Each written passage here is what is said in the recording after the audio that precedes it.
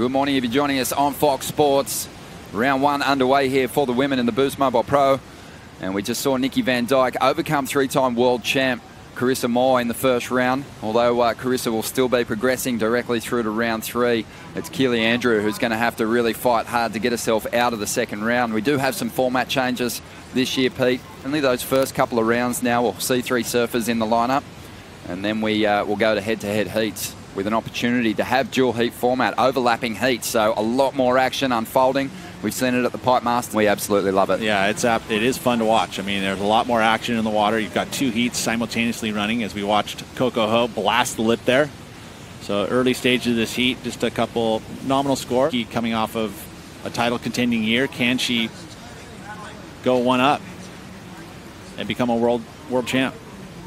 Really interested to see how Lakey performs this season, especially here on the Gold Coast. This has been one of her pet events the last 2 years. She's been one of the highest scoring surfers at this venue and come close a couple of times to having perfect heat, something we haven't seen on the Women's Championship Tour. Very surprising, actually. Yeah, I mean, I'm trying. I mean, having Carissa and Keely out there and this morning, I really knew I had to go for it. So, you know, conditions are really fun at D-Bar, and yeah, I'm stoked I made those couple.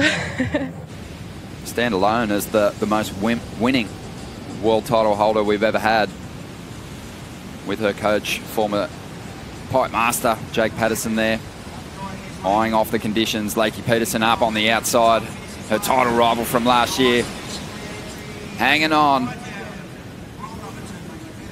and finishes that one off on the inside there. 21.5 minutes to go, plenty of time. Coco Ho started this one with a 3.67, has a 0.53 throwaway. That'll be a decent ride for Sage Erickson, back in third position at the moment. But having a look at a good looking wall here. Sage has been surfing very well on the qualifying series, had a victory here in Australia earlier on in the year down at Avoca, where she spends plenty of time. And Sage getting the call up with Silvana Lima out injured.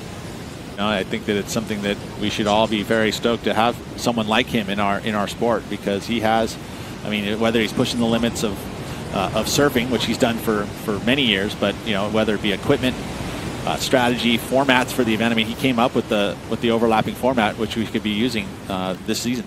Just under 17 minutes to go here, and no surprise to see Lakey Peterson out in front.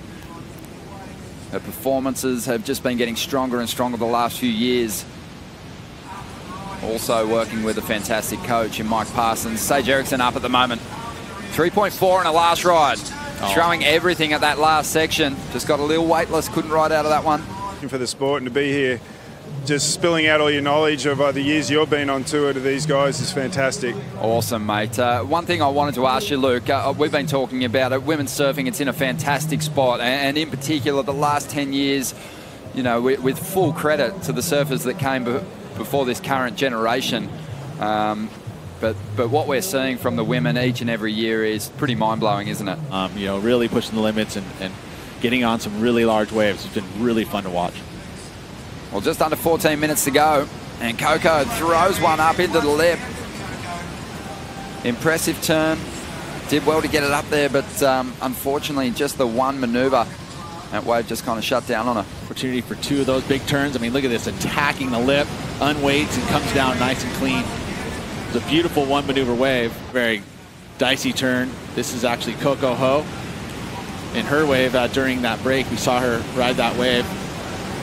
Didn't come in at a real big number, though, you know, because she didn't get those critical sections. She did string together a lot of turns, fall below. Just the one maneuver wave that she actually had, which is the 417. Here's Sage. Again, she has two numbers there. There's no way you want to walk out of here with a 25th, and you and three other surfers, you know, have that position. That's the bottom. Well, Lakey Peterson showing the kind of form that got her to the dais in 2018 in this event. Just always on the attack, moves a lot of water. Just love the way she just puts that head down and just rips through those frontside calves, Pete. Yeah, and it translates into good scores, because that's you know, aggressive surfing, that's committed surfing. It's going to be the best wave of the heat. Probably throwaway scores at this point. As you see, this is the aggressive turns that we're talking about. See how she has all that speed through the maneuver and holds the speed from start to finish. We know that it's not the quantity of maneuvers that you do, it's the quality, and she showed real flow between those maneuvers. Really put some pressure on her back foot, moved a lot of water, and the judges are going to eat it up. Yeah, it's pretty incredible, to be honest. There's like, if you think of, you know, just to the south of us at Byron Bay, what that brings, Mullumbimby, all sorts of great places to visit. Yep. I went to school at Mullumbimby. Nice. Yeah. Very well educated. Yeah. Great school. Kind of. I was school captain, actually. And that makes for a very, very busy travel schedule, which I'm sure she's become very used to, although she's coming from the North Shore, you know, and living in Hawaii, I mean, being at home is a bonus. Here is Coco, looking sharp on this one. Technically one of the most brilliant surfers on the championship tour.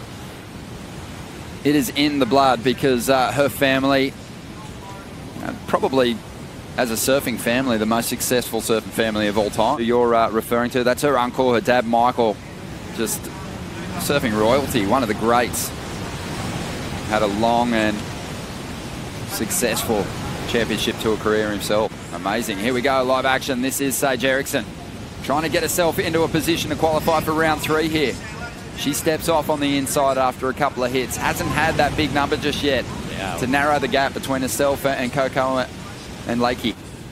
Time's starting to get very, very slender, so she's going to have to make sure that she gets out of that position again as we watch this replay here. Beautiful roundhouse arc. I mean, that rebound off the foam, very solid, nice snap. This is going to be one of her better waves. And again, converging on the end section. Some people say it's not in the spirit of surfing. I absolutely love it. In the spirit of entertainment, it's fantastic.